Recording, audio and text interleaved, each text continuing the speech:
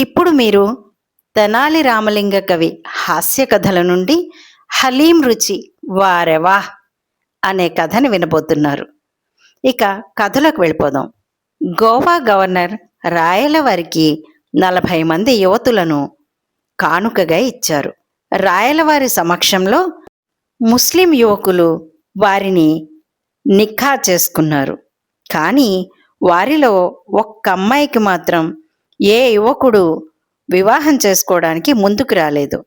ఆమె ఒంటరిగా మిగిలిపోయింది. రాయలు చాలా ప్రయత్నం చేశాడు, కానీ తగిన వరుడు దొరకలేదు. దీని వెనక ఒక కారణం ఉంది. అదేంటంటే ఆ అమ్మాయి అరేబియాకు చెందినది. ఈసరికే 2 భర్తలను కోల్పోయింది. అక్కడ వారికి ఇక్కడ వారికి జీవన విధానంలో కూడా తేడాలున్నాయి అని ఏవేవో కారణాలు చెప్పి తప్పించుకున్నారు. ఆమె ఒంటరిగా మిగిలిపోయింది. కొత్తగా పెళ్ళైన వారికి రాయలు వెలలేని కానుకలను ఇచ్చి గౌరవించాడు. కవులు పెళ్లి కాని అమ్మాయి వంక చూసి చప్పరించారు. ఈమె సౌందర్యం ఏమని వర్ణించగలం? ఇంతటి అందగత్తెను పెళ్లి చేసుకోవడానికి యువకులు ముందుకు రాకపోవడం అది వారి దురదృష్టం అనే చెప్పాలి అని గుసగుసలాడుకోసాగారు. చివరికి వారిలో ముక్కుతిమ్మనాచార్యుల వారికి ఒక దుష్ట తలంపు వచ్చింది. అవును, ఈ యువతులను తీసుకువచ్చింది మన రామలింగడే కదా. ఈ అందాల రాశిని ఎవడు చేసుకోకపోతే ఆమెను విధిగా రామలింగడే కదా చేసుకోవాలి.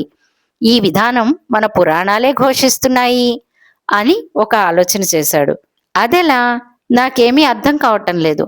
అయినా ఇలాంటివి ఆ రామలింగని వద్ద చెల్లవు. అతడో గండరగండడు అని పింగళి సూరణ చెప్పాడు. మాదయ్య గారి మల్లన అందరికీ సైగలు చేసి, కాస్త మెల్లగా మాట్లాడండి. తిమ్మన చెప్పినట్లు ఇదేదో బాగుంది. అలనాడు భీష్ముడు 3 బాలికలు అంబ, అంబిక, అంబాలికలను ఎత్తుకొచ్చి విచిత్ర వీరునికిచ్చి పెళ్లి చేయబోయారు. వారిలో అంబ ఎవరినో ప్రేమించి తిని అని చెప్పడంతో విడిచిపెట్టాడు.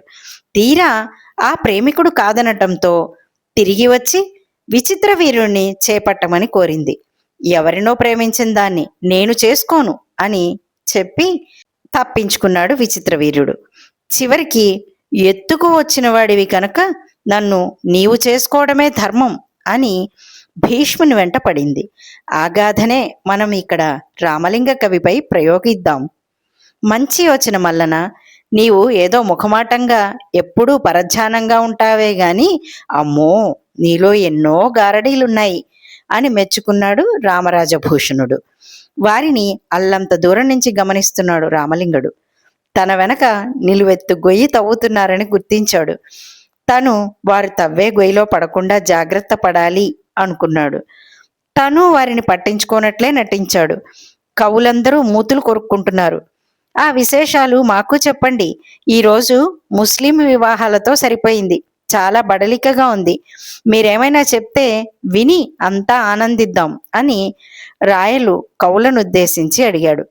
ప్రభు, ఎందుకో ధర్మశాస్త్రం గుర్తుకు వచ్చింది. అలాగే భారతంలో భీష్ముని కథనం కళ్ళ ముందు కదలాడింది చెప్పాడు మాదయ్య గారి మల్లన.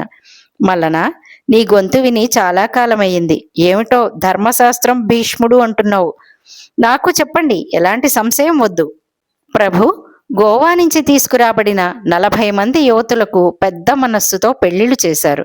కానీ వారిలో ఒక అమ్మాయిని వదిలేశారు. ఆమె గురించే ఆలోచిస్తున్నాం. ఎక్కడి నుంచో ఆమెను తీసుకువచ్చింది మన రామలింగుడు. ఆమెను మన రామలింగడే చేరతీయాలి అంటే పెళ్లి చేసుకోవాలి. తనలో ఉన్న ఆలోచనను రాయలకు ధైర్యంగా చెప్పాడు. అతడి మాటలకు ఒక్కసారి దర్బారంతా నివ్వెరపోయింది. అంతా ఒకరి ముఖాలు ఒకరు చూసుకోసాగారు. ఓ మూల నిలబడిన ఆ యువతి సంభ్రమాశ్చర్యంతో పరదా ముసుగులోంచి కవుల వైపు వింతగా చూసింది. రాయలు వస్తున్న నవ్వుని ఆపుకోసాగాడు. రామలింగడికి వివాహం అనేసరికి ఎందుకో నవ్వు తన్నుకు రాసాగింది. తాతాచార్యులు వింతగా చూశాడు.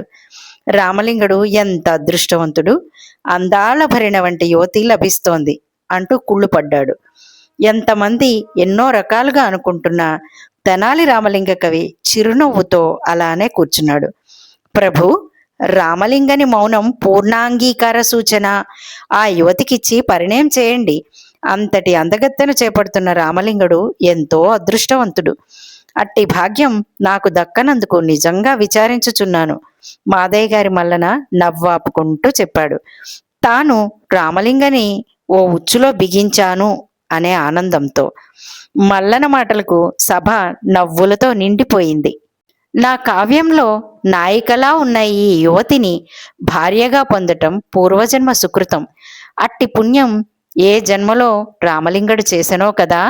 ఈమెను చూశాక నేనేలా గోవా పోకుండా ఇక్కడే పడి ఉంటిని అని బాధపడుతున్నాను. నాకు ఇలాంటి అవకాశం వచ్చిన క్షణం ఆలస్యం చేయను. ఇంకను యోచించదవేళ అంటూ ధూర్జటి రామలింగని వద్దకు వచ్చి భుజం తట్టాడు. ఓయి రామలింగ, నీవు వాగుడుకాయవైనా ఏ మూలనో అదృష్టం నిన్నే వరిస్తున్నదయ్యా. నాకందని ఈ భాగ్యం నీకు దక్కినందుకు లోలోపల బాధపడుతూనే ఆశీర్వదించుచున్నాను అంటూ అల్లసాని పెద్దన తన పెద్దరికాన్ని నిలుపుకుంటూనే తన కుతకుతను బయటపెట్టాడు. భళి రామలింగ, ఇట్టి లావణ్యము ఏరి కోరి వస్తుంటే ఇంకనూ ఉపేక్షించదువేళ. నా మనస్సులోనూ ఆమె అందం తిష్టవేసినది. కానీ మందమతి మాదయ్య గారి మల్లన వలన నీవే పరిణయమాడాల్సి వచ్చినది. రామరాజభూషణుడు నిష్ఠూరంగా చెప్పి కూర్చున్నాడు. ఎంతో ధైర్యం ప్రదర్శించేవాడివి. ఓ దిక్కులేని ఆడదానికి నీ నీడలో ఇంత చోటియ్యలేవా? ఎందుకా మౌనం? నీ భార్య నిన్ను గడపలోకి రానియదని భయపడకు. మేము సర్ది చెప్పగలం.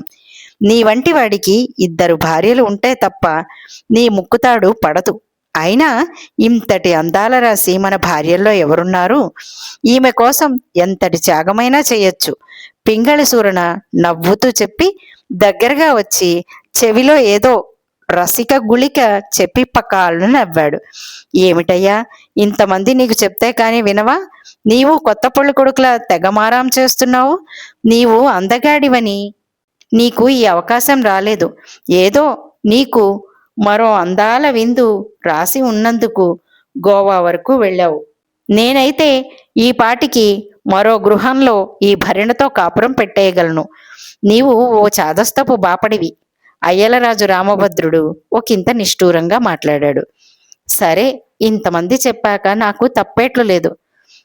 చెప్పక చెప్తున్నా ఓ రామలింగ, నీకు ఇంతటి అందాల చిలుక ఎన్ని జన్మల తపస్సు చేసినా లభించదు.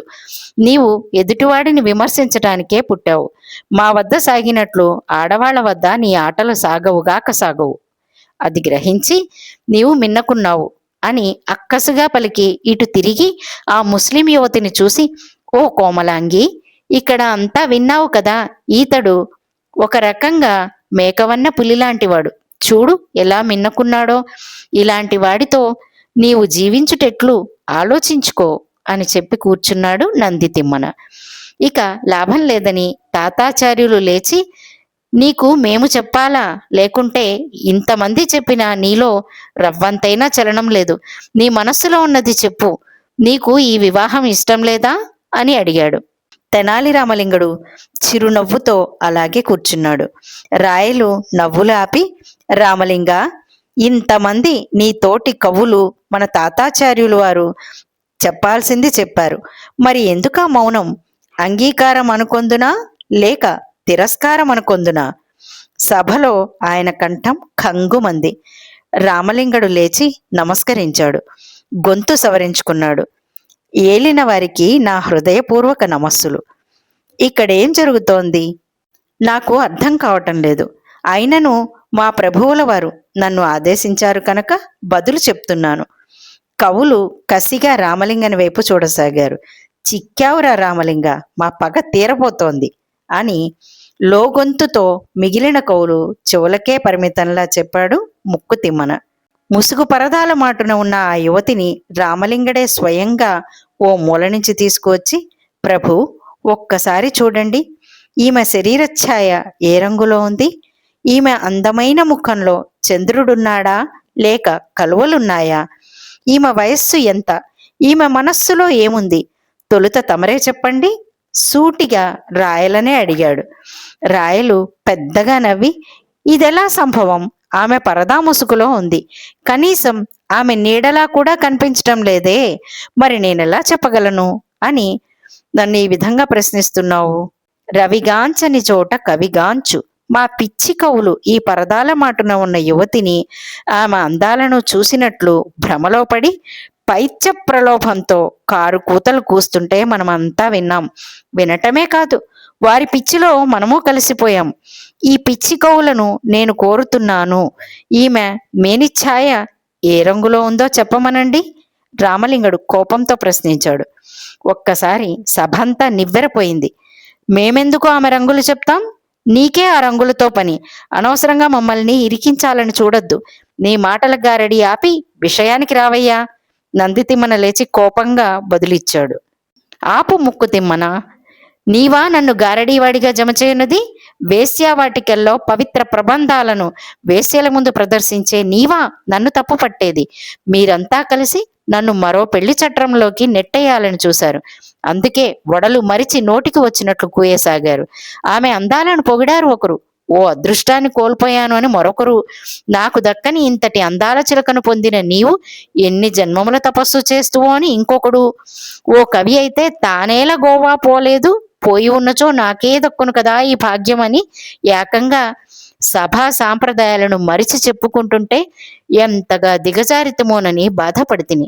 మన పింగళి సూరణ వారైతే మన ఆడవాళ్ల కంటే ఈమె అందగత్తని చొంగకార్చిన వైనం అతిహేయం. రామలింగడు పిడుగులు కురిపించినట్లు ఎలుగెత్తాడు. నవ్వులతో సభ అంతా హోరెత్తిపోయింది. కవులు మాత్రం ఇలా చుట్టూ తిరిగి తమకే ఎదురు తిరుగుతుందనుకోలేదు. నేనే ఈమెను తీసుకువచ్చి తిని కనుక ఆలనా పాలనా చూడాల్సిన బాధ్యత నాదేనని సెలవియ్యక ఏకంగా పెళ్లి చేసుకోమని తీవ్రస్థాయి ఒత్తిడి తీసుకువచ్చారంటే వీరి మనస్సులో ఎంతటి మాలిన్యం ఉన్నదో అర్థమవుతోంది. నేను ఒకవేళ వీరి ఒత్తిడిపై ఈమెను చేసుకుంటే నన్ను అగ్రహారం నుంచి గెంటివేయటానికి గోతులు సిద్ధం చేసేవారు. నన్ను కులభ్రష్టుణ్ణి చేయటానికి అన్ని వైపుల నుంచి కులంచే దాడులు చేయించేందుకు పథకాలు వేసేవారు. మనం చేయు పని ఏమిటి? పెక్కు ప్రబంధాలను రాయాల్సి ఉంది. ఆ పనిలో కుదురుగా కూర్చోకుండా ఈ నీచపు పని ఏమిటి? రాయల ముఖంలో రంగులు మారాయి. ఒకసారి కవుల వైపు కను చివరల్లోంచి చూశారు. వారిలో ఏదో తెలియని లొసుగు, అభద్రత కనిపించింది. రామలింగడు చెప్పింది 100కి 100 పాళ్ళు నిజం. నల్లని మేలి ముసుగులో ఏమాత్రం కనిపించని ఆమె రూపం తాము చూసినట్లు ఆమెను పొగిడి బలవంతంగా కట్టపెట్టాలనుకోవటం పెద్ద తప్పిదమే అని రాయలు లోలోపల అనుకున్నాడు. రామలింగని వైపు ఒకంత జాలిగా చూశాడు. ప్రభు, నన్ను చెప్పమందిరా, పోనీ వీరిలో ఏ కుట్రలు లేవని అనుకుందాం. ఇంతమంది మధ్య ఓ యువతి ముఖం ముందే ఈమె నాకిష్టమంటే నాకిష్టమని ఎలుగెత్తి చెప్పారు. చెప్పి నన్ను పెళ్లి చేసుకోమంటున్నారంటే వీళ్ళనేమనాలి? నేను పెళ్లాడతానని ఆమె అందాలను పదే పదే పొగిడి నన్ను ఆమె వైపు మరల్చడానికి ఎంతకు తెగించారు. వీరు భట్రాజులను మించిపోయారు. వీరి ముందు వేశ్యవాటికల్లో వెలయాళ్ల ఇంట ఉండే విదూషకులు, వికట కవులు బలాదూర్. ఛీ, ఎంత జుగుప్సగా ప్రవర్తించారు. అయినను నా విధి నేను పాటిస్తాను. ఇక నాలో ఉన్న నా నిర్ణయం చెప్తున్నాను.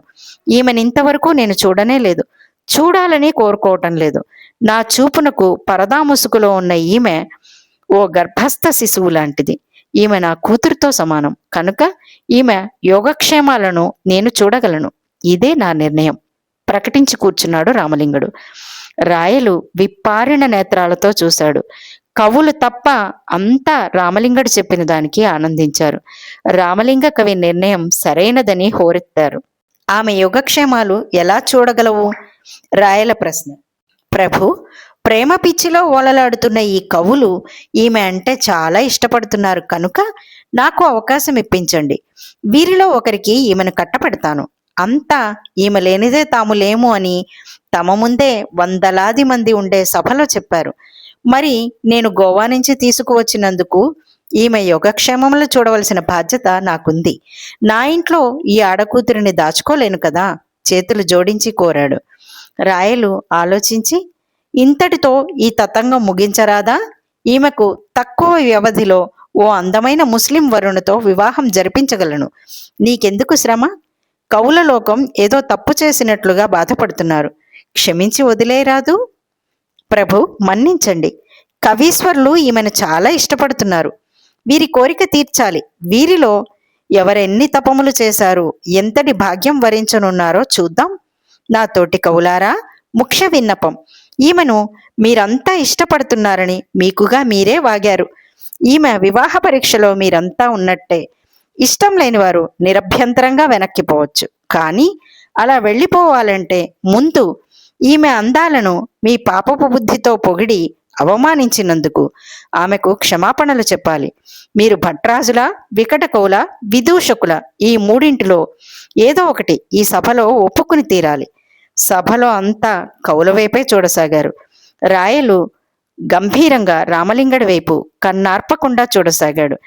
చాప కింద నీరులా వెన్ను పొడవటానికి సిద్ధపడిన కవులను చాలా తెలివిగా సభలో అందరి ముందు భలేగా నిలబెట్టినందుకు వినోదించాడు. కవుల మధ్య గొడవలు రాయలకు వినోదమే. కవులు ఎవ్వరూ నోట మాట లేకుండా ఉన్నారు. ఏం చెప్పాలి? బాగా ఇరుక్కున్నామే, ఏమిటి దారి? ఇదంతా మరో చోటైనా బావుణ్ణు. ఏకంగా ఏలినవారి వద్ద పట్టులో పిట్టల్లా దొరికిపోయాం. రాయలు మౌనం వహించాడు. అంటే తమ పీకలకు రామలింగడు బిగించిన ఉచ్చు బలంగా బిగుసుకుంటోంది అని ఎవరికి వారే మనస్సుల్లో బాధపడసాగారు. రామలింగడు ఆమెను రెక్క పట్టుకుని ముందుకు తీసుకువచ్చి, ఏమ్మా, వీరిలో ఎవరినైనా నీవు వివాహం చేసుకోగలవా అని నేను అడుగుతాననుకున్నావు. నీకు నచ్చిన వారినే చేసుకోవచ్చు. వీళ్ళంతా పిచ్చి కవులు, పిచ్చి ప్రేమికులు. పద నా ఇంటికి, పెళ్లినాడు నాతో కలిసి వివాహ మండపానికి విచ్చేయుదువుగాని అని నడిపించుకుని సభలోంచి బయటకు వెళ్ళి ఆమెను బయటే నిలిపి తిరిగి ఒంటరిగా పరుగులాంటి నడకతో విచ్చేసి, అయ్యా పెళ్లి కొడుకులు, రేపే మీరు హజారా రామాలయం ప్రాంగణానికి రావాలి. ఒకవేళ రాకుంటే ఒప్పుకోను. అలా రానివారు ఆడంగిలతో సమానం, శిఖండులుగా గుర్తింపు తెస్తుంది. నా మీద ప్రయోగం చేసిన కథనంలో నాయిక అంబ. ఆమె భీష్ముడు కాదంటే శివుని మెప్పించి శిఖండిగా జన్మించింది. అలాంటి శిఖండులుగా అవతరించకండి. రేపు నా కూతురు కాని కూతురు స్వయంవరం మీతోనే. మీలో ఎవరికి దక్కునో ఆ అదృష్టం. ఈ రాత్రి ఆమె కోసం తపస్సు చేయండి. ఆ దేవుడి దయవల్ల మీలో ఎవరికో ఒకరికి తక్కుతుంది మీ కలల రాణి. సభికుల నవ్వుల మధ్య చెప్పి రాయలవైపు తిరిగి, ఈ వివాహానికి తమరిని ఆహ్వానించలేకపోతున్నాను. రేపు సభకు కొత్త దంపతులను తమ వద్దకే తీసుకురాగలను. ఇందుకు నాకు కొంత సైన్యం, కొంత ధనం అవసరం. అలాగే తూర్పు దిక్కు గవాక్షం కాపలాదారు ఉర్దూ కవి జమీనుల్లా ఖానును నాతో ఉండేందుకు అనుమతినిస్తూ ఆ ఏర్పాట్లు చేయగలరని ఆశిస్తున్నాను. రాయలు నవ్వి సర్వసేనానికి ఆదేశాలిచ్చాడు. నగరమంతా భువన విజయంలో రాయలవారి నుంచి గొప్ప గౌరవాలను పొందే తెలుగు కవుల పునర్వివాహాల గురించి కోడే కూసింది. కొంతమంది పౌరులు ఏకంగా తిట్టిపోశారు. ఇదేం పోయే కాలం, ఈ ముసలి పీనుగుల్లాంటి వారికి ఈ వయసులో కన్నెల పిచ్చి ఏమిటి? కావ్యాలు తాళపత్రాలపై రాసి రాసి చివరికి వాటిల్లో ఉన్న పురాణ నాయకులను అనుకుంటున్నారు. దేవతలు రాక్షసుల్లా పెక్కుమందిని పెళ్లి చేసుకునే వరకు ఈ కవులు ఎదిగారు. రాయల ఆస్థానంలో కూటికి చేరినవారు ఎంత నీచానికి ఒడిగట్టారు. కవులే ఇంతగా తెగిస్తే ఇంకా న్యాయం ఉండి ఏం ఏడుస్తుంది? రామలింగ కవి వీరి పాలిటి కాలయముడయ్యాడు అని చెప్పుకోసాగారు.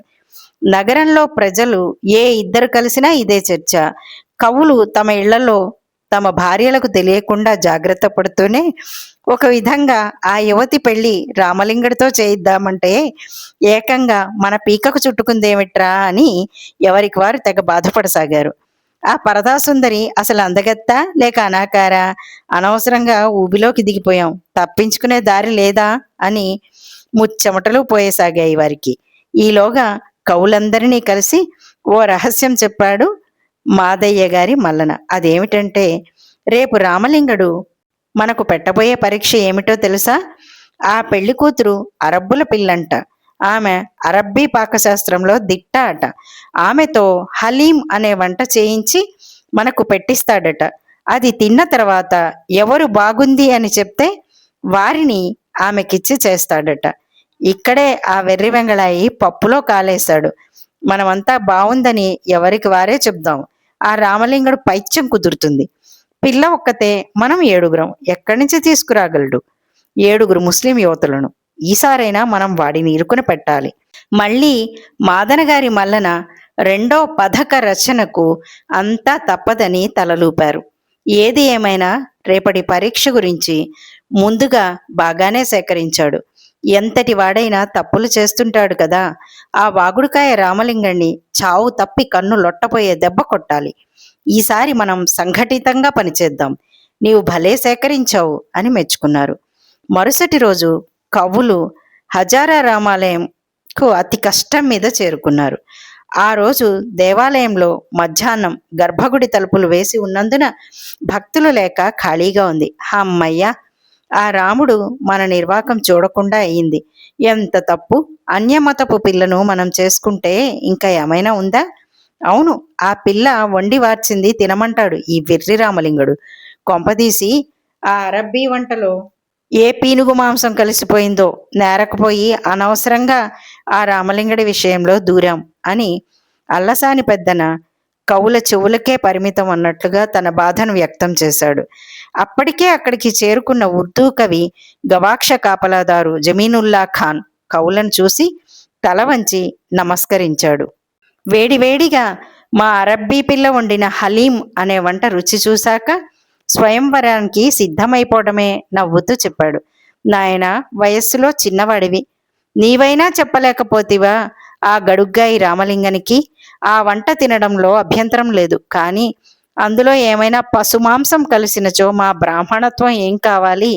అలాగే చూస్తూ చూస్తూ పవిత్రమైన ఆలయంలో ఇలాంటి తినుబండారాలను రానివ్వరాదు. కానీ మా చేతే తినిపించి మమ్మల్ని భ్రష్టు పట్టించాలని చూస్తున్నాడు మా కొరివి రామలింగడు. దూర్చటి చాలా ఇబ్బంది పడుతూనే చెప్పాడు. ఆయన మాటలకు వంత పాడారు మిగతా కవులు. మరి మీరంతా పాపం ఆ రామలింగ కవి గారికి మరో మతం పిల్లతో పెళ్లి చేయాలని చూశారు. మీరన్నట్లు ఆయన భ్రష్టు పడిపోడా? నాయనా, నీవు ఉర్దూ కవివి, అతను ఉచ్చులో ఉన్నావు, ఆ మాటలనే వల్లవేస్తున్నావు. మమ్మల్ని ఈ యమగండం నుంచి తప్పించరాదా? నీకు జన్మ జన్మలకి రుణపడి ఉంటాం. నిన్ను రాయలవారి కొలువులో మాతో పాటే కవిస్థానం కల్పించగలం. ఇక గవాక్ష కాపల నీకు ఉండదు. అల్లసాని పెద్దన కొత్త ఆశలు చూపాడు. నేను చిన్న కవిని, అది ఉర్దూలో రాస్తాను. నా కవిత్వాన్ని ఏదో రోజు రాయలవారు గుర్తిస్తారు. ఒకరోజు రాయలవారికి నేను రాసిన ఓ ప్రేమ గీతాన్ని రామలింగ కవి గారే వినిపించి నన్ను పరిచయం చేశారు. నాకు ఎలాంటి ఆశలు లేవు. అదిగో ఆ గదిలోకి మీరంతా ఒక్కరొక్కరే వెళ్ళి పెళ్లి కూతురు చేసిన వంట హలీంని తిని మీ అభిప్రాయం చెప్పండి. ఏడి ఆ రామలింగడు? అంతా నీచే జరిపిస్తున్నాడు. పుట్టగతులుండవు. బ్రాహ్మణ ఉసురు ఊరికే పోదు, 10 జన్మల వరకు వెంటాడుతుంది. దూర్జటి వారు కోపంగానే దుయ్యబట్టారు. రామలింగడు లోపలికి వచ్చి కోరకుండానే కొత్త దుస్తులు వేసుకొచ్చారు. పెళ్లి పిచ్చి అందరిలో బాగా రాజుకుంది. తొలుత పెద్దలు పూజ్యులు అల్లసాని పెద్దనార్య ఆ గదిలోకి వెళ్ళి ఆరగించండి. అదే హలీమును తిని అక్కడే తమ కోసం ఎదురు చూస్తున్న పరదామాటున ఉన్న యువతికి చెప్పండి. రామలింగ, ఇప్పటికైనా మించిపోయింది లేదు. మా మాట విను. ఈ పిచ్చి పనిని ఇంతటితో ముగించి క్షమాపణలు వేడుకో. నిన్ను జాలితో విడిచిపెడతాం. నువ్వు ఈ పరీక్ష కారణంగా అభాసు పాలవుతావు హెచ్చరించాడు అల్లసాని పెద్దన.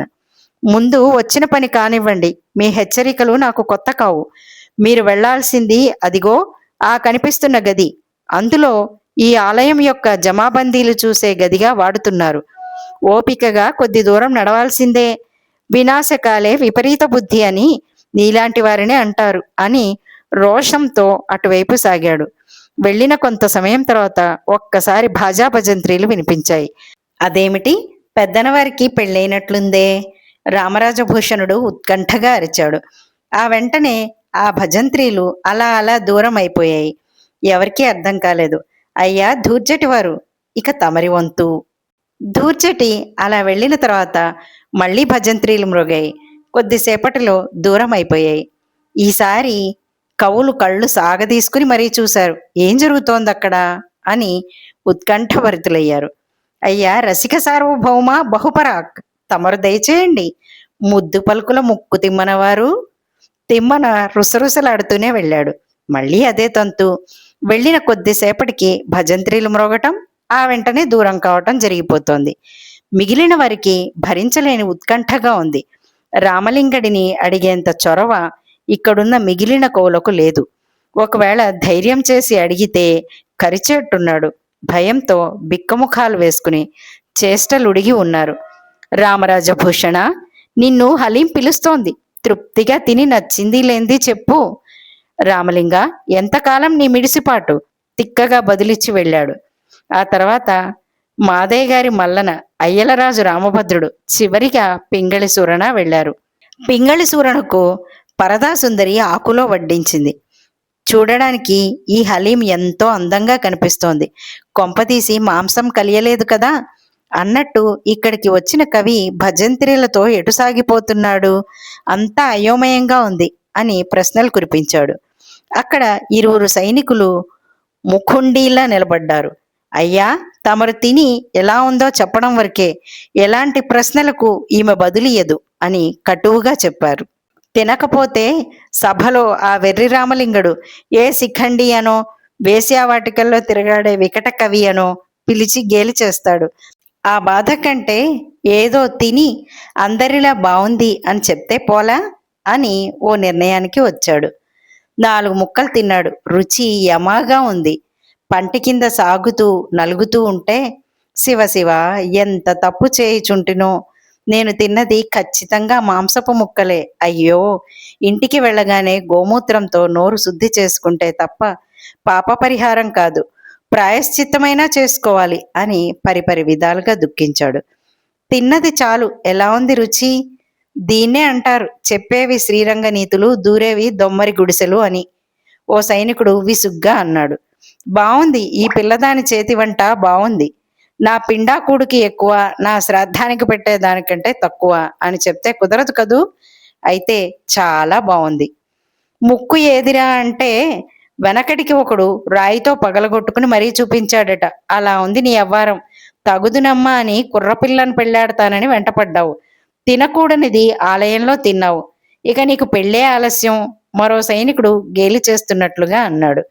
వడ్డించిన పరదాముసుకు యువతికి, పింగళి సూరణకు సైనికులు దండలు ఇచ్చి భజంత్రీలు మ్రోగగానే దండలు మార్చుకోమని చెప్పి ఆ పని త్వరితంగా పూర్తి చేసి కొత్త దంపతులను అక్కడ నుండి బయట సిద్ధంగా ఉన్న పల్లకీ ఎక్కించి భజంత్రీల వెంట పంపేశారు. పల్లకీలో కూర్చున్న పింగళి సూరణకు తల తిరిగినట్లయింది. కవులందరూ హలీం తిని బావుంది అని చెప్పి ఆ ఒక్క పిల్లను అంతా కలిసి పెళ్లి చేసుకోవడానికి సిద్ధపడినట్లు పెద్ద టోకరా పుచ్చాలనుకుంటే, ఆ దిక్కుమాలిన రామలింగడు ఏకంగా 7 కవులకు 7 యువతులతో పెళ్లి చేసేసి చేతులు దులుపుకున్నట్లుంది. ప్రతిసారి రామలింగడే గెలుపుబాటలో ఉంటున్నాడు. ఇప్పుడు ఇంతకీ ఎక్కడికి పోతోంది ఈ పల్లకి అని అడ్డంగా ఉన్న పలుచని పల్లకీ తెరను ఒకంత తెరిచి చూశాడు. ఎదురుగా రాజసౌధం. గజగజలాడిపోయాడు. పల్లకీని రాజదర్బార్లో దించారు బోయిలు. సూరణ కిందికి దిగాడు. అప్పటికే అక్కడికి చేరారు మిగిలిన కవులు.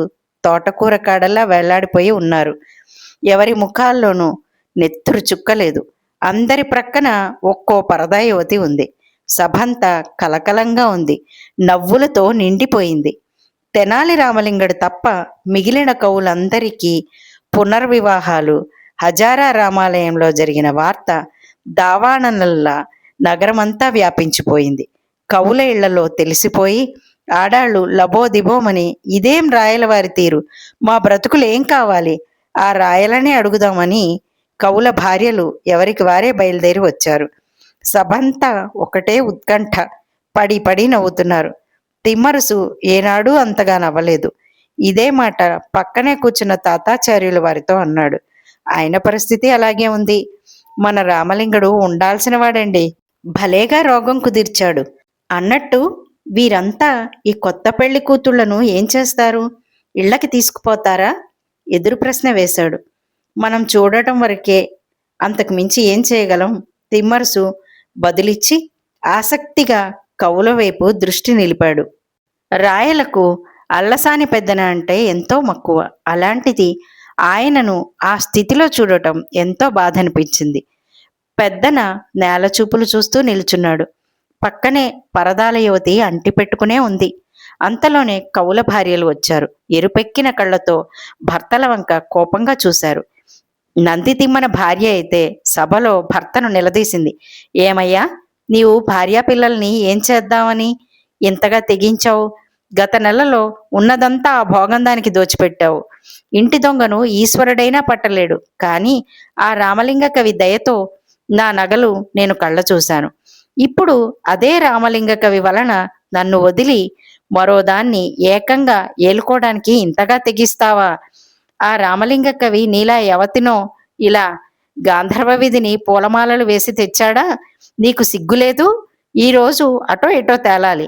చక్రవర్తిని అడుగుతాను. శోకమూర్తి అయింది ఆమె. మాదనగారి మల్లన భార్య మరో అడుగు ముందుకు వేసి, మన్ను తిన్న పాములా పడుండే నీకు మరొకత కావలసొచ్చిందా? ఏదో కావ్యం రాసి రాయలవారి మన్ననలు పొందక ఇలా అడ్డతోవలు తొక్కితే మనకేం మిగులుతుంది? చివరికి చిప్పగతి అవుతుంది. గుడ్ల నీరు కుక్కుతూ భోరున విలపించింది. అయ్యలరాజు రామభద్రుడి భార్య ఏకంగా తన భర్తకు రెండో భార్యగా వచ్చిన పరదాల మాటున ఉన్న ఆమెపై పడింది. ఏదో ఆ ప్రభువుల వారి కృపతో బతుకి ఇడుస్తున్నాం. నీవు మా మధ్య దాపరించావు కదే పిశాచి! దాడి చేసినంత పని చేసింది. రాజభటులు వారించారు. అందరికీ చెప్పేటోడివి నీవు ఇలా దిగజారటం భరించలేకున్నాను అని అల్లసాని పెద్దన కాళ్లను చుట్టేసింది ఆయన భార్య. అంతకు మించి మాట్లాడలేకపోయింది. ఆమె పెద్దరికాన్ని కాపాడుకోసాగింది. ఎదుటివాడు బాగుపడితే చూడలేవు కదా? ఆ రామలింగనిపై నీ అక్కసు పెంచుకుని అతని నాశనం కోరావు. తోటి పనికి మాలిన కవులతో చేతులు కలిపి ఏదో చేద్దాం అనుకున్నావు. తీరా మన మీదికి ఇలా తీర్చుకుంది నీ మీద నష్టపు ఆలోచన. నాకో సవతిని తెచ్చిపెట్టింది. రామలింగని భార్య చేసుకున్న పుణ్యం ఎన్ని జన్మముల నుంచి మూట కట్టిందో కదా. భర్త వలన వీసమెత్తు ఇబ్బంది లేదు. నీవేదో మహాకవీశ్వరుడు అని నేను రాణివాసం అనుభవిస్తానని నా తండ్రి నీ పాల పడేశాడు. నువ్వు చూస్తే భోగాల మనిషివి. ఇప్పుడు ఎవతో మన మతం కాని పిల్లను ఏ క్షణమైనా నా ఇంటికి తెచ్చి దించుతావు. బ్రాహ్మణ పుట్టుక పుట్టి రాముని సన్నిధిలో తినకూడని తిండి కుడిచితివి. ఇంకా ఏమేం అనాచారాలు జరగనున్నాయో. నన్ను నా పిల్లల్ని నట్టేట ముంచావు. నెత్తి నోరు బాదుకుని పింగళి సూరణను మాటలతో ఉతికి పారేసింది అతడి భార్య. రామరాజభూషణుడి భార్య గొంతు పెద్దది. మొత్తం సభంతా వినిపించేట్టు ఎలుగెత్తి చెప్పాల్సింది చెప్పింది. ఈ వివాహం నేను ఒప్పుకోను. నా భర్తకు మళ్ళీ పెళ్లి చేయటానికి ఆ రామలింగ కవి ఎవరు? మమ్మల్ని కులహీనులను చేయాలనుకుని అతడు మరో మతం యువతికి తండ్రిని అని చెప్పుకున్నాడు. అతడు మాలాగునే కులభ్రష్టుడే. నోటి మాటలో తీపి కురిపించి అతడు చేతల్లో విషం కొమ్మరిస్తున్నాడు. ఇట్టివాడు ఈరోజు మా వంటి తాడు బొంగరం లేని వారిని రేపు రాయలవారినే ధిక్కరిస్తాడు. వీలుంటే దేశ ద్రోహానికి కూడా వెరవడు. కనుక ఇట్టి వారి పట్ల అంతా జాగ్రత్తగా ఉండాలి. నిప్పులు చెరిగింది. దూర్జటి భార్య భర్తని ఏమీ అనకుండా రాయలవారి సన్నిధికి వెళ్ళి, అయ్యా, పండిత వంశం మా కళ్ళు వర్షించరాదని మీకు తెలుసు.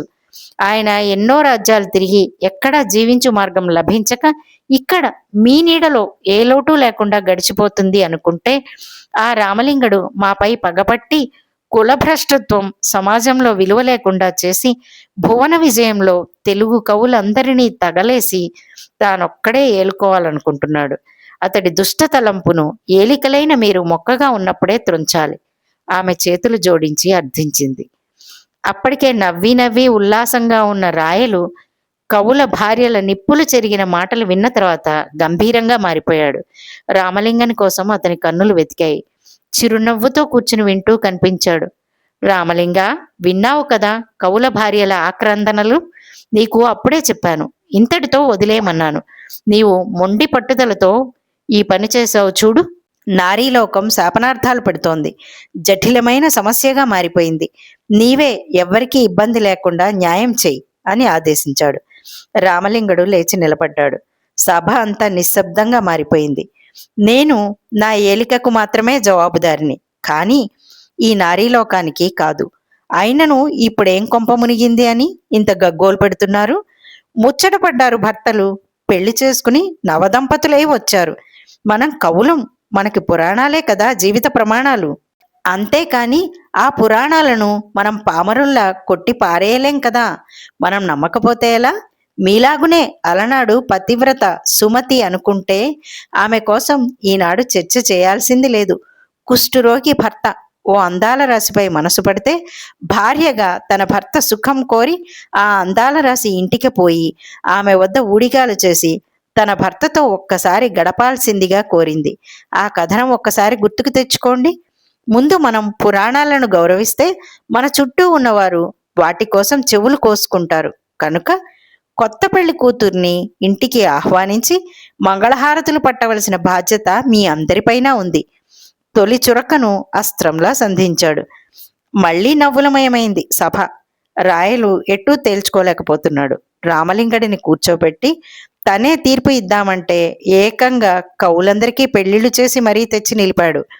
ఈ పెళ్లిళ్లు చల్లవని చెప్తే పరదా ముసుగుల్లో ఉన్నవారికి తను అన్యాయం చేసిన వాడవుతాడు. ఎలా ఈ సమస్యను పరిష్కరించేది అని ఆలోచిస్తూనే రామలింగడి వైపు చూశాడు. కవుల భార్యలందరూ ఉగ్ర రూపాలతో రామలింగని వైపు చూడసాగారు.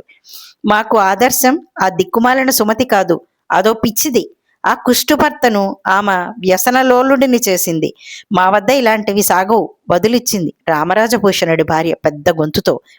చెప్పానుగా, మీకెవరికీ నేను జవాబుదారిని కాదు. ఇక విషయానికి వద్దాం. మీ వద్ద ఆటలు సాగవంటున్నారు, ఏం చేస్తారు? మీ భర్తలు ముచ్చటపడి చేసుకున్నారు, అనుభవించక తప్పదు. ఈ కొత్త పెళ్లి కూతుళ్లకు, అదే మీ సవతులకు మంగళహారతులు పట్టండి. రామలింగ, నీవే సమస్యను పెద్దది చేశావు. నీవే దీనిని సత్వరం పరిష్కరించాలి. ఇది నా కోరిక.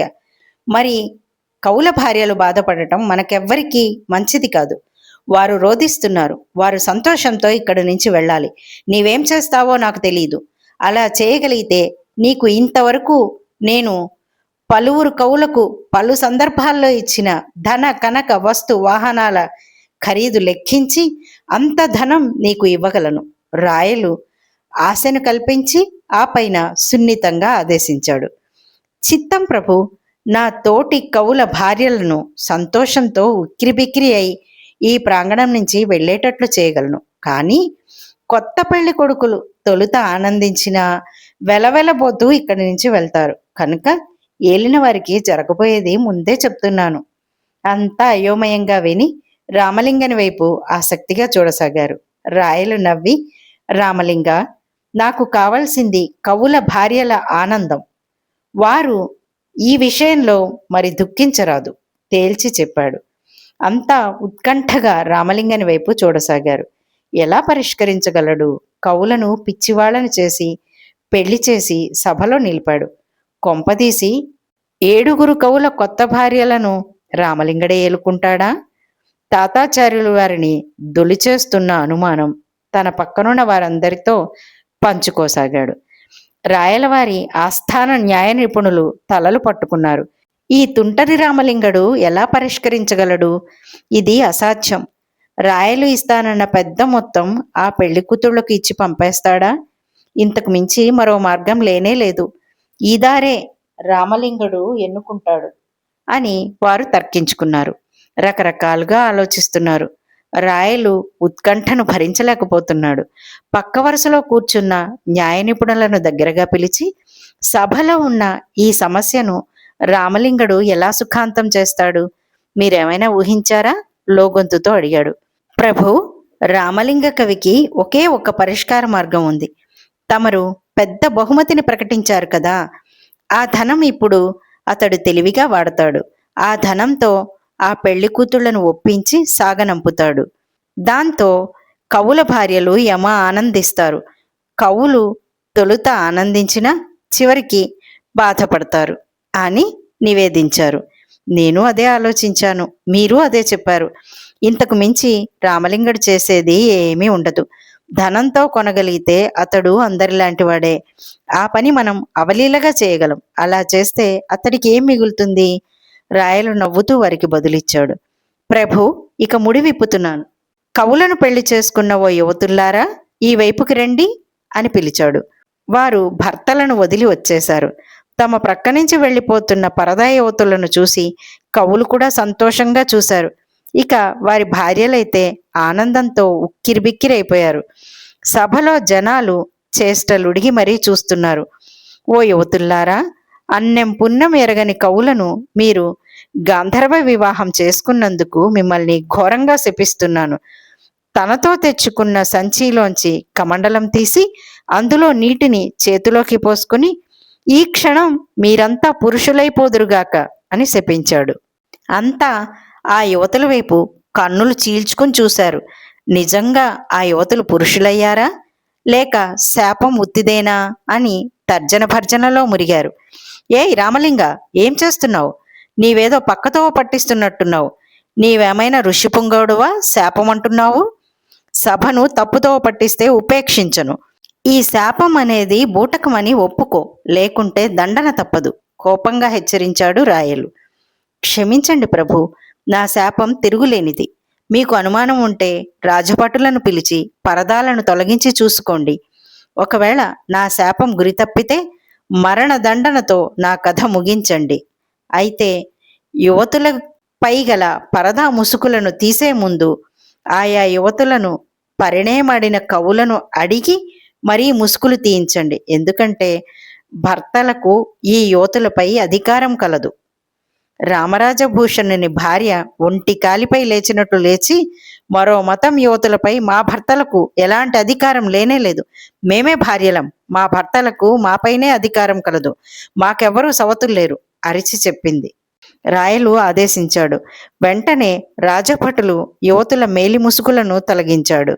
అంతా మగాళ్లే, ఇదెలా సంభవం అని అంతా నోళ్లు తెరిచి ఆశ్చర్యంలో మునిగి తేలారు. కొందరు రామలింగడిలో ఏవో అద్భుత శక్తులున్నాయని నమ్మే దిశలో మూతులు కొరుక్కోసాగారు. రాయలు సరేసరి, న్యాయ నిపుణులు తలలు పట్టుకున్నారు. కవుల భార్యలు సంతోషంతో తమ భర్తల వద్దకు వెళ్లారు. కవులు కూడా రెండో పెళ్లి తంతు వదిలిపోయిందని ఆనందించారు. అల్లసాని పెద్దనార్య, మీ తల మీద ఉన్న పరువు తీరిపోయింది. రాయలు నవ్వుతూ పరామర్శించాడు. మాదనగారి మల్లన తనలో క్షణికానందాన్ని వదిలి, చెప్పానుగా, రామలింగడు గారడీలు చేసే రకం. ప్రత్యక్షంగా చూశారుగా, ఈతడి నయవంచన నిన్నటి యువతిని ఏం చేశాడో. ఆమెను శాపంతో పురుషుడిని చేశాడా, లేక తన ఉంపుడుగత్తెగా పెట్టుకున్నాడా? అడగండి ప్రభు, ఒత్తిడి చేశాడు. అతనికి వంత పాడాడు అయ్యల రాజరామభద్రుడు. ఆ యువతి గురించి ఆరాలు మనకెందుకు? కవుల భార్యలు కోపంతో తమ భర్తలను వెనక్కులాగారు. నా నయవంచనను బాగా వెలికితీశావు. నీ చింత చచ్చినా పులుపు చావలేదంటే ఇదే. ప్రభు, నిన్నటి సభలో 40 మందిలో మిగిలిన యువతి పరదాలో ఉన్నందున అందరూ ఆమె అనుకున్నారు. కానీ ఆమె కాదు, అతను గోవాలో అత్తర్ తయారు చేసే ముస్లిం. అక్కడ పోర్చుగీసు గవర్నర్ ఆల్బుకారక్ ముస్లిం వ్యతిరేకతను అత్యంత దారుణంగా ప్రదర్శించి ఒక విధంగా ముస్లింలను గోవాలో ఏరిపారేశాడు. కనిపించిన వారిని ఏవో సాకులు చూపి వారిని హతమార్చటం, అతడి భార్యాపిల్లలను బందీలుగా చెరలో పెట్టి హింసించటం.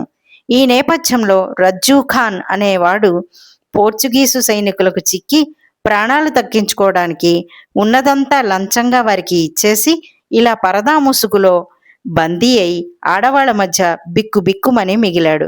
ఆల్బుకారక్ 40 మంది యువతులను కానుకగా పంపినప్పుడు ఆ గుంపులో ఇక్కడికి వచ్చాడు. అందుకే అతన్ని ఏ మగాడు పెళ్లి చేసుకోవడానికి ముందుకు రాలేదు. సభలో నవ్వుల మధ్య అసలు గుట్టు విప్పాడు. రాయలు అంతులేని ఆశ్చర్యానికి గురయ్యాడు. ప్రభు, ఈ విషయం నాకు నిజంగా తెలియదు. 40 మంది పెళ్లి జరిపించే సన్నాహాలు జరుగుతుండగా ఆ యువతులే ఈ నిజం చెప్పారు. ఆ రోజే సభ దృష్టికి తీసుకువచ్చేవాణ్ణి. కానీ మన అప్పాజీ వారు నా పిలక వలన జరిమానాగా తెచ్చుకున్న గుర్రాల విషయమై నాపై గుర్రుమన్నారు. ఆల్బుకారక్ పాలనా విధానం తప్పులు పట్టడం కూడదన్నారు. నాలో తప్పులు ఉన్నాయి అని మండిపడ్డారు. ఆ సమయంలో నేను ఈ రజ్జూ ఖాన్ గురించి చెప్పలేకపోయాను. తీరా ఆ మరుసటి రోజు మా కవులు నాపై ధ్వజం ఎత్తారు. మేలిముసుగులో ఉన్న రజ్జూ ఖాన్ను భీష్మునిలా పెళ్లాడమన్నారు. ఆ తర్వాత కథ మన మధ్య జరిగింది, అంతా తెలిసిందే. కవుల భార్యలు ఎనలేని సంతోషంతో కృతజ్ఞతగా రామలింగని వైపు చూశారు. రామరాజభూషణుని భార్య చేతులు జోడించి, నన్ను మన్నించండి, ఏమేమో సభ ముందు బాధ కలిగేలా అనేశాను. ఈ బూటకపు పెళ్లిళ్ళు సరే, మరి దేవాలయంలో ఆ పరదాలో దాక్కున్న యువతీ వేషధారి రజ్జుఖాన్ చేతి మాంసం వంటకం హలీం రుచి నీతోటి బ్రాహ్మలకు రుచి చూపించటం ఎన్ని రకాల ప్రాయశ్చిత్తాలు చేసుకుంటే కాని ఆ పాపం పోదు కదా రామలింగడిని అడిగింది. చూడమ్మా, హలీం వంట వాస్తవానికి మాంసంతో తయారయ్యేదే. కానీ రజ్జుఖాన్కు ముందే చెప్పాను. ఆ కారణంగా అతడు మాంసానికి బదులు ఎండు ఖర్జూరంతో తయారు చేశాడు. అందులో ఏ దోషం లేదు. కేవలం తిన్నప్పుడు ఒకంత భ్రమలోకి పోయారు. ఆమెకు చెప్పి రాయల వైపు తిరిగి, ప్రభు, ఈ హలీం తమరు ఒకసారి రుచి చూడాల్సిందే. అరబ్బుల వంట చాలా బాగుంటుంది. ఈ రజ్జుఖాన్ని నమ్మి కొలువులో ఏదో పనిలో పెట్టుకోవచ్చు. ఇక మిగిలిన పెళ్లి కూతుర్ల వేషధారులు తూర్పు గవాక్ష కాపలాదారు వద్ద పనిచేసే మావటి వాళ్ళు. వీళ్లే మా కవుల ముద్దుల భార్యలు. మళ్ళీ నవ్వులతో హొరెత్తిపోయింది సభ. అంతా కథ సుఖాంతమైనందుకు ఎంతో ఆనందించారు. రాయలు పెనుగండం తప్పినందుకు పట్టరాని ఆనందంలో మునిగాడు. కవులు తొలుత ఆనందించిన సభలో రామలింగడు అన్ని విధాల పెరిగిపోవటం భరించలేకపోయారు. వారిని రాయలకు చూపిస్తూ, తమకు ముందే చెప్పానుగా, మా కవుల ముఖాలు తమ రెండో భార్యలు వదిలిపోయినప్పుడు ఎలా వెలవెలపోయాయో చూడండి అని చూపించాడు. ఆ మాటలకు కవుల ముఖాలు ఎరిపెక్కాయి. రాయలు పకపక నవ్వాడు. కవుల భార్యలు భర్తలను గండం గడిచి గట్టెక్కాం కదా అని అనునయించసాగారు. ధూర్జటి రోషంతో కపోలాలు పొంగిపోగా హీనాతిహీనంగా రామలింగని వైపు చూస్తూ, ఓయి వెర్రి రామలింగ, రాజుల కొలువులో కించిత్ భోగానికి తల వంచావు. ధనపిచ్చితో తారతమ్యాలను మరచి మా వంటి వారిని అవమానించావు. నీకు కాలమే గుణపాఠం చెప్పగలదు. రాయలు అంతవరకు సరదాగా గడిపి ధూర్జటి సంధించి విడిచిన బాణాల వంటి మాటలు విన్నంతనే రామలింగని వైపు జాలిగా చూశాడు. రామలింగడు నవ్వి, వయస్సుతో పాటు ధూర్జటి వారికి ఒకంత పైత్యం, ఆ పైన ఎదుటివాడి ఎదుగుదలను భరించలేనితనం అన్నీ కలగాపులగంగా కలిసిపోయి ఇలా వెళ్ళగ్రక్కుతుంటారు. తమరే రాసిన ఈ పద్యం అంగడిలో మీ శిష్యుల గురించి చెప్పి గొప్పగా ఆలపిస్తుంటారు. మీ ఘంటానికి తాళపత్రానికి ఎవ్వరూ అతీతులు కారు అని అంటూ ఆ పద్యాన్ని రాగయుక్తంగా ఆలపించాడు. ఇక ఆ పద్యం యొక్క భావం ఏంటంటే, ఈశ్వర, రాజుల ఐశ్వర్య మదమత్తులు, వారి సేవ నరకము వంటిది. వారు దయతో ఇచ్చిన పరిచారికలు, పల్లకీలు, గుర్రాలు, భూషణములు మున్నగునవి సంసార బంధనములను పెంచి దుఃఖములను కలిగించును. వీటన్నింటినీ అనుభవించి సంతృప్తి పడినాను. ఇంకనూ వీటిపై వ్యామోహం చాలు. జ్ఞాన సంపదను, దానివల్ల కలిగడు మోక్షమును నాకు ప్రసాదింపుము అని అర్థం. ఈసారి రాయలు మెల్లగా లేచి అంతటితో సభను చాలించి చిన్నపోయిన ముఖంతో వెళ్ళిపోయాడు. ధూర్జటిని అంతా దోషిని చూసినట్టు చూడసాగారు. తాతాచార్యులు రామలింగని వద్దకు వచ్చి ఆ ధూర్జటి రాసిన పద్యం ఎంతగా రాజదూషణలతో నిండిపోయింది, అతడు ఎంత కొవ్వెక్కాడు, రాజుల ప్రాపకంలో బతుకు ఈడ్చుచు రాజులనే ద్వేషించటమా అని అడిగాడు. రామలింగడు బదులీయకుండానే సభలోంచి వెళ్ళిపోయాడు. ఒక్కసారిగా అందరూ చల్లని ముఖాలతో ఒక్కొక్కరే నిష్క్రమించారు. చివరికి అక్కడ మిగిలింది ధూర్జటి దంపతులు మాత్రమే. అతడి కన్నులు ఎరిపెక్కాయి. మీకెందుకంత కోపం? ఈ సభలో ఎవరు ఆ రామలింగనితో దెబ్బలాటకు దిగలేదు. మీరు మీ కోపాన్ని మీరు రాసే పద్యంతో బదులిస్తే ఆ దురహంకారి ఎంతకు తెగించాడు? రాయలవారికి కోపం వచ్చేట్టు మరో పద్యంతో చెప్పి రసాభాస చేశాడు. రాయలవారు నొచ్చుకున్నారు. అతని భార్య అనునయించింది. రామలింగడు చేసింది తప్పుగా నీకు తోచి ఉండొచ్చు, కానీ అతడు ఎంతో మేలు చేశాడు. రాయలకు తెలుస్తుంది మన అసంతృప్తి. మనకు సరిపడా కదా రాయలవారు ఇచ్చేది, తరాలు తిన్నంత కాదు కదా. ఎందుకు ఈ కొలువు?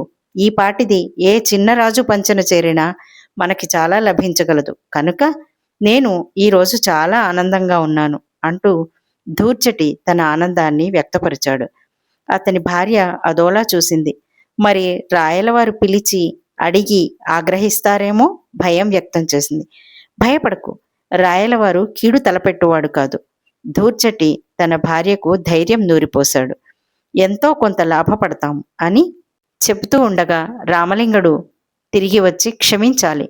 మీ పద్యాన్ని ఆలపించటం పొరపాటే. ఏదో వాగాను. అందుకే రాయలవారి వెనకే వెళ్ళి ఆయన్ని మన్నించమని కోరాను.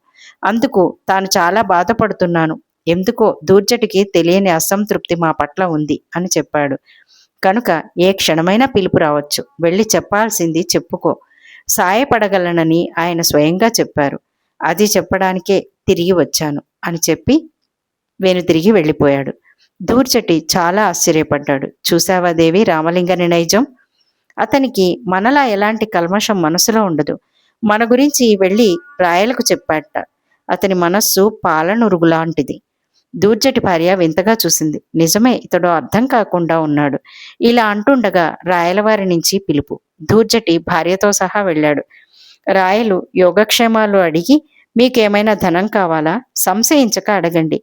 మీ అసంతృప్తి గురించి ఎంతో కొంత ఆర్థిక సాయం అందించమని రామలింగడు చెప్పగా మిమ్మల్ని పిలిచాను అని చెప్పాడు రాయలు. దూర్జటి మొహమాట పడుతుంటే, సరే, మీ కొత్త శతకంలో ఓ పద్యం నాకు వినిపించండి. అది విన్నాక నా నుంచి గొప్ప బహుమతిని పొందవచ్చు అని ఆశ చూపాడు. దూర్జటి ఆ పద్యాన్ని వినిపించాడు. రాయలు ఆ పద్యం విన్నాక చిరునవ్వుతో, ఈ పద్యం నాపైనే గురిపెట్టినట్టున్నారు. సర్వ సంపదలు కలిగిన చక్రవర్తివి. రామలింగడు చెప్పినంత వరకు కనీసం గుర్తించలేకపోతివి అని భలే గుర్తు చేశావు అని చాలా ధనం దూర్జటికి ఇచ్చి పంపేశాడు. ఆ తర్వాత అదే పద్యాన్ని వల్లవేసుకున్నాడు. కథ సమాప్తం. మీకు కనుక ఈ కథ నచ్చినట్టయితే మరిన్ని ఇలాంటి మంచి కథల కోసం నా ఛానల్ను సబ్స్క్రైబ్ చేసుకొని పక్కనున్న బెల్ బటన్ని యాక్టివేట్ చేసుకోండి. లైక్ చేయండి, షేర్ చేయండి. మీ విలువైన అభిప్రాయాన్ని తప్పకుండా కామెంట్ చేయండి. ఉంటానండి. నమస్కారం.